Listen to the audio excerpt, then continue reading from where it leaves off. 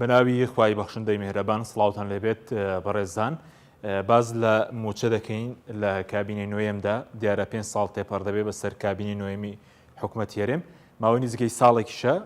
ئەم کابینێ ماوەی بەسەرچوواتە ئێستا حکوومەتەکە حکوومەتێکی ماوە بەسەرچووێ باز لە خواردنی موچە دەکەین لەم کابینێدا کە نزیکەی بە نزیکەی 11 تریلیۆن دینار موچەی موچەخۆران خوراوە. بەڵێ بینە سەر وردەکاری خواردنی موچە لە کابینەی نوێیەم بەم شێوەیە ئەو موچانەی کە تاو نەدراون دەموچەی تاو نەدراوە کە بڕەکەی 9 تریلیۆن و 4 ملیار دینارە لەو دەموچەی تاو نەدرا و حەود موچەی 2020 کە بۆر مانگێک ئەو کاتە خەرجی ماگانەی موچە 895 میلیار بوو حەود موچە کە دەکاتە 6 تریلیۆن و 265 میلیار دینار هەروە سێ موچەی کۆتایی 2023 کە ماگانە خەرجی موچە 913 میلیار بوو کۆی ئەو سێ موچێش دەکاتە 2 تریلیۆن و 739 میلیار بە کۆی گشتی 9 تریلیۆن و 4 میلیار موچەی تاو نەدرا هەروەها داهێنانێکی دیکە کە لەم کابینێ دەکرا لێبڕینی موچە بوو کە سەپاندیان بەسەر موچەخۆران دەمانگ لێبڕینی موچیان پەیڕەو کرد لە ساڵی 2020 و 21 ئەو بڕێ کە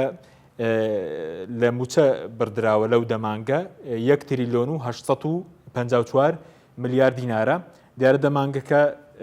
نۆمانگی بە لێبڕینی لە سەدا 21 بوو هەروە مانگێکیشی بە لێبڕین لە سەدا 8 بوو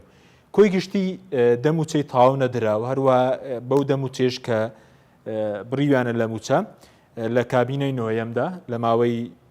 5 ساڵی ڕابردوودا 10 تریلیۆن و 858 میلیار دیناری موچەخۆران خوراوە واتە لەم کابینەیە کابینەوەم 10 تریلیۆن 858 میلیار دیناری موچەخۆرانی خواردووە. بینە سەر مردنی خانەنشینان یەکێکی دیکە لە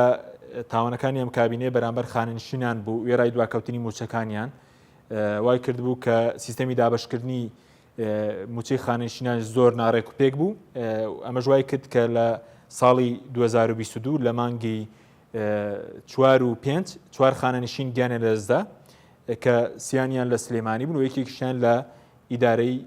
سۆران بوو هەروە زوڵمێکی تر کە حکوومەتی ماوە بەسەرچووی هەرێم لەم کابین لە خانەنشینانی کە لە ساڵی لە کۆتایی لە مانگی 11 ساڵی 2022 دادگای فیدراڵی بریاری داوە کە موچەی خانەنشینان هاوتا بکرێت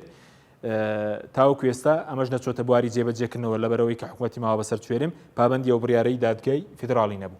بینە سەر لێدوانێکی مەسرور بارزانی کە 8 حوتی 2024 داویەتی باز لەوە دەکات لە چاوپێکەوتنێک لەگەڵ ژمارەیەک لە خەڵک موچە بەرەست من بێت یەک ڕۆژ دوای ناخەم ئەمە لە کاتێکە کە لەگەڵ هاوبەشەکانی لە حکوومەت لەگەڵ یەکێتی و گۆڕان و بەشێک لە پێکاتەکان کە لە حکوومەتدان نزیکە 11 تریلیۆنی موچەخۆرانیان خواردووە وێڕایەوەی کە بەدەگمەن موچەیان لە کاتی خۆی داداوە کەچی خۆیان چاوەشەکاری دەکەن و باز لەوە دەکەن کە ئەگەر موچە بەرەزەوان بێ ڕۆژێک دوای ناخەن لە کاتێکە ئەو کاتێک کە موچە نەچەوە بەغداد موچەخۆران زوڵمێکی زۆریان لێ دەکرا. بەڵێ بینە سەر لێدوانێکی دیکە کە لێدوانی قوبات تاڵەبانیە کە لە بانگشەی هەڵبژاردن بۆ هەڵبژاردننی خۆی پێنجەمی پەرلەمانی کوردستان لە 21 2010 لە مەراسیمێکدا باز لەوە دەکا بەڵێنی گێرانەوەی پاشەکەوتی موچە دەن و بەکردار دەیسەلمێنن بەڵام وێرایەوەی کە ئەم بەڵێنیان نەبردە سەر لەگەڵ هاوبەشەکانی لە حکوومەت موچەی موچەخۆرانیان خوارد و موچەی موچەخۆرانیان بڕی و پێی یاسای چاکسازیش دەبووە بڕی ئەو لێبڕین و پاشەکەوتی موچە دیاری کرابەیە بەڵام تاکو ئێستا ئەمەش نەکراوە ئامادەنین بیخەنە بەر قەرزەکانیش واتە ئەو قەرزەی کە موچەخۆران لای حکوومەت ئامادەنیە بیخەنە بەر قەرزی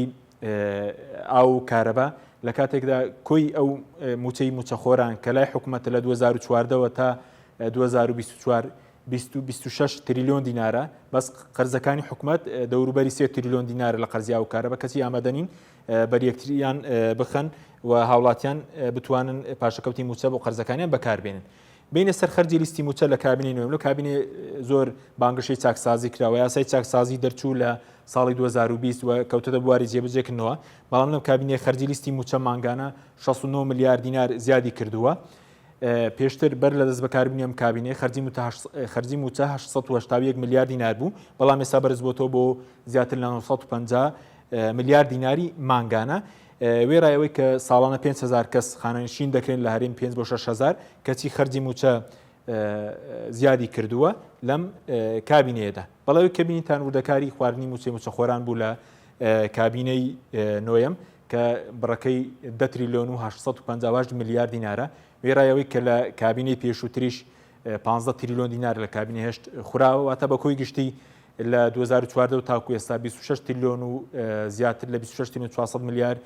دیناری موچەخۆران خوراوە. بەخوای گەورەتان سپێرین، خواتان لەگەڵ.